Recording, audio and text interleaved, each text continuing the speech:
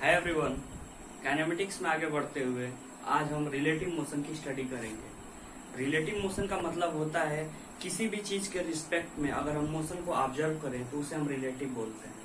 यानी कि मोशन वैसे भी हमारा रिलेटिव होता है, हम उसे किसी न किसी चीज के रिस्पेक्ट में या किसी न किसी फ्रेम के रिस्पेक्ट में हम उसे ऑब्जर्व करते हैं।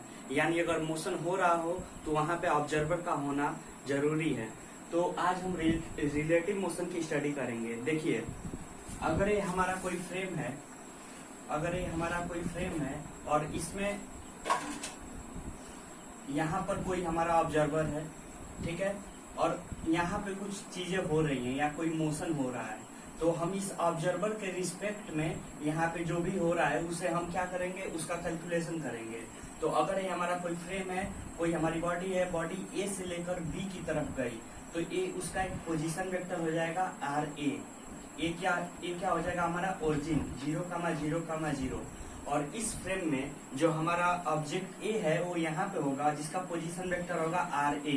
और टाइम के साथ अगर उसने अपना पोजीशन वेक्टर चेंज किया और वो पहुंच गया आरबी पे, ओके, टाइम के साथ अपना पोजीशन वेक्टर चेंज किया और पहुंच गया आरबी पे, या हमारा पोजीशन वेक्टर हो गया आरबी, तो बी के रिस्पेक्ट में ए की जो चेंजिंग है उसे हम कैसे डिनोट करेंगे, ए से लेकर बी की तरफ। ए से लेकर बी की तरफ जा रहा है, इसका मतलब है कि बी के रिस्पेक्ट में ए के रिस्पेक्ट में बी की क्या चेंजिंग हो रही है उसे हम लेकर जाएंगे कहां से कहां तक, ए से लेकर बी तक। तो अगर हम इसमें वेक्टर ट्रायंगुलर एडिशन लगाएं उसमें, तो देखिए क्या आ जाएगा, आरबी इक्वल टू आ जाएगा, ये जो वेक्टर आ जाएगा आरबी, या किसका किसका सम हो जाएगा, R A plus R of B with respect to A आ जाएगा। तो यहाँ से आर ऑफ बी मतलब position vector of B with respect to A क्या आ जाएगा, R B minus R A हमारा क्या आ गया, पोजीशन वेक्टर।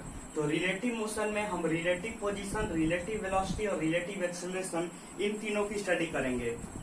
तो हमारे पास पोजीशन वेक्टर आ गया, ठीक है। तो पोजीशन वेक्टर से वेलोसिटी कैसे निकालना है ये हमने आपको बताया था। अगर हम पोजीशन वेक्टर को टाइम के साथ डिफरेंशिएट कर दें तो हमें उसकी वेलोसिटी निकल जाएगी।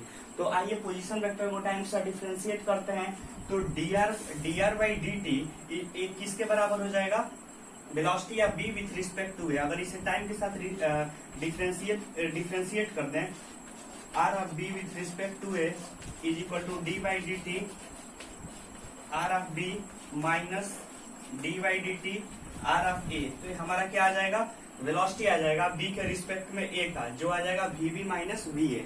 और क्या करेंगे, अगर हम इसे फिर से अगेन इसका डिफरेंशिएशन कर दें तो हमें उसका एक्सेलरेशन आ जाएगा जिसकी वैल्यू आ जाएगी A of B minus A of A. अगर आपको ये मैथमेटिकल कैलकुलेशन ऐसे समझ में नहीं आया तो हम इसके नेक्स्ट स्लाइड में हम क्या कर लेंगे, एग्जाम्पल ले लेंगे और ये चीजें अच्छी तरीके से हमें समझ में आ जाएंगी।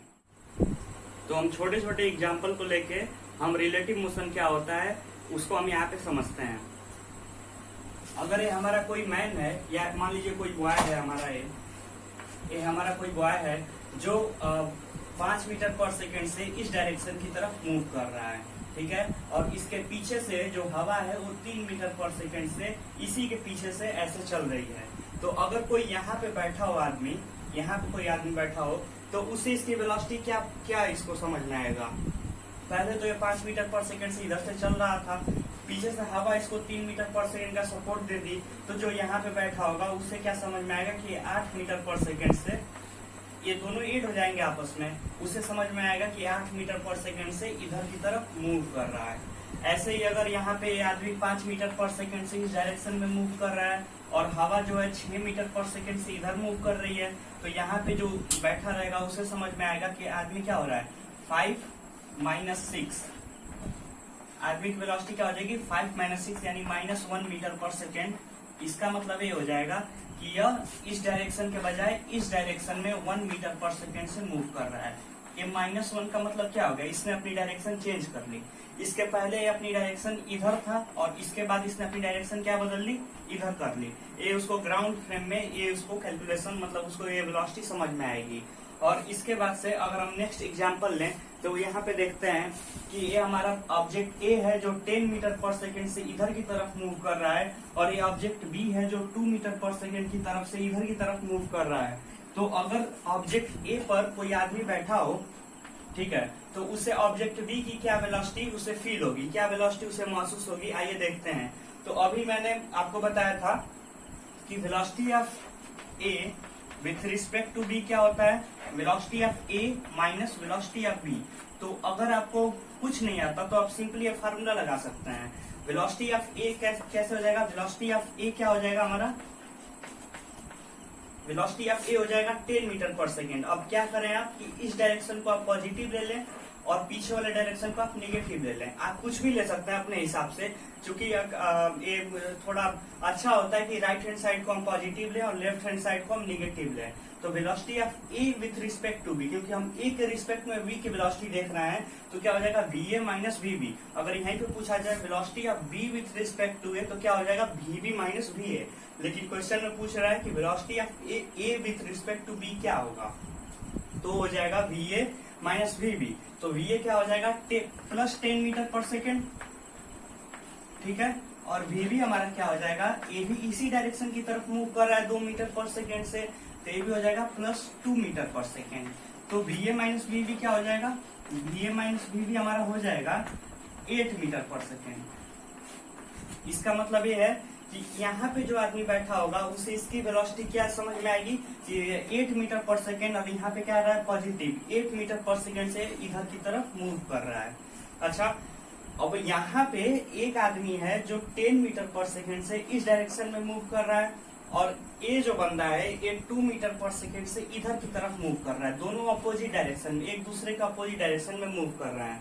तो यहाँ पे अगर मैं पूछूं कि यहाँ पे जो आदमी बैठा है, यहाँ पे एक लड़का मान लीजिए बैठ गया, तो इसको इसकी वेलोसिटी क्या फील होगी, इसको इसकी वेलोसिटी क्या समझ में आएगी। तो फार्मूला लगा दो, V A minus V B कर दो। वी ए की वेलोसिटी कितनी है प्लस 10 मीटर पर सेकेंड, और माइनस वी बी कितना हो जाएगा माइनस 2 मीटर पर सेकेंड, क्योंकि इधर के डायरेक्शन को हमने निगेटिव लिया। तो ये 2 मीटर पर सेकेंड से तो चल रहा था, लेकिन निगेटिव में चल रहा था, तो इसीलिए हमें आप क्या कर देंगे माइनस कर देंगे। तो ये हमारा क्या हो जाएगा 10 प्लस 2 12 मीटर पर सेकेंड। आप इस चीज को ऐसे समझिए,